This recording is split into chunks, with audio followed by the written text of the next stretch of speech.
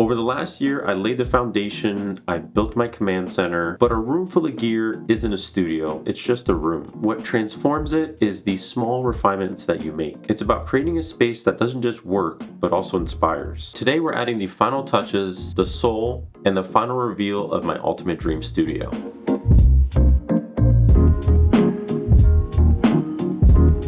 What's going on, everybody? Welcome back to the channel and the third and final part of my dream studio build series. If you've been watching and following my channel, thank you so much for your support. In part one, we set up the walls, set up the acoustic panels, and kind of got things up and running and ready for the next steps. Part two was all about setting up the desk in my command center. And if you're new to my channel or you want to catch up on those videos, I will put the links down in the description. Now, my desk setup is one of the most important pieces in this room, but that's just one small puzzle in this whole entire studio. A true studio needs dedicated zones for every part of the creative process. In this video, we're moving beyond the desk to perfect the rest of this room. And with that, let's jump right into it.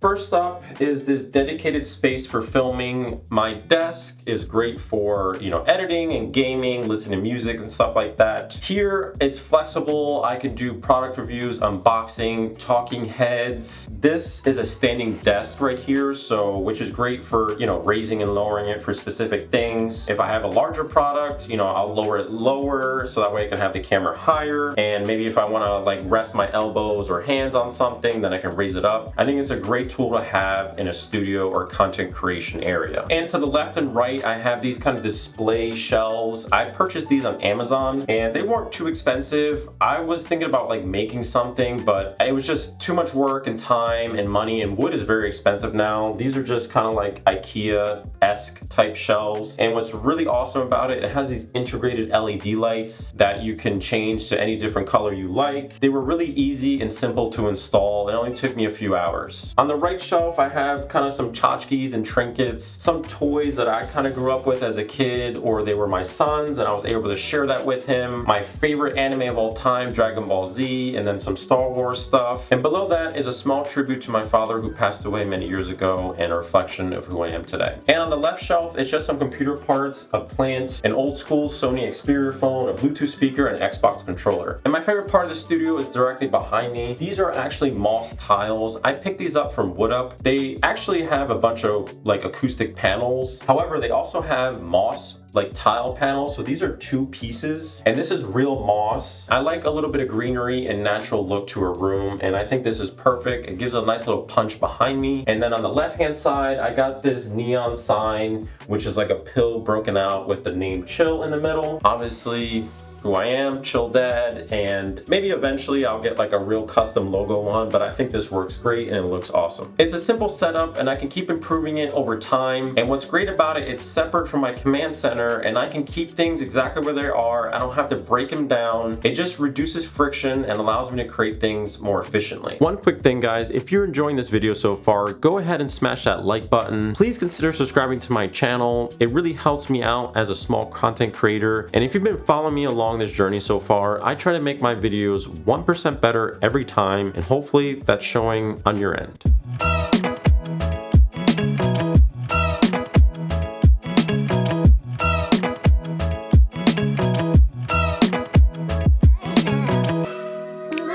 Creating content isn't all about just being on camera and talking. There's a lot of other things that happen behind the scenes. There's planning, there's thinking, there's writing, there's brainstorming, there's some relaxation.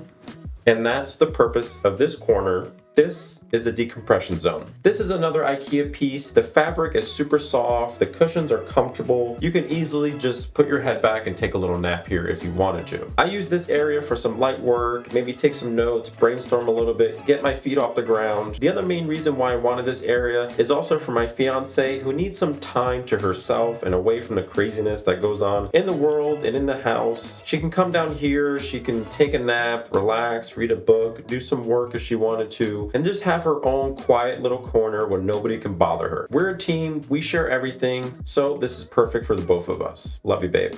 Now there's something else I want to share with you. No matter how much time, energy, and money you spend on creating a studio, the other critical piece is yourself and what you're wearing. You need to make sure you're comfortable, the clothes fit your body type, and that's why I wear Into the AM. This entire outfit is from their fall collection. This flannel is so warm and comfortable. These everyday pants are nice and stretchy and just contour to your body. I've been rocking their basic tees, graphic, vintage, and athletic gear for the last few months. They offer unique, comfortable, and quality clothes at a great price. Their biggest sale ever is coming up for Black Friday and Cyber Monday. You can get up to 60% off plus 10% off if you use my link in the description. Go pick up something pretty special for yourself. I know you deserve it. Or you can get a really nice gift for your friends or family for the holidays. They have limited inventory and the sale only lasts a few weeks. So go ahead and click on my link down in the description.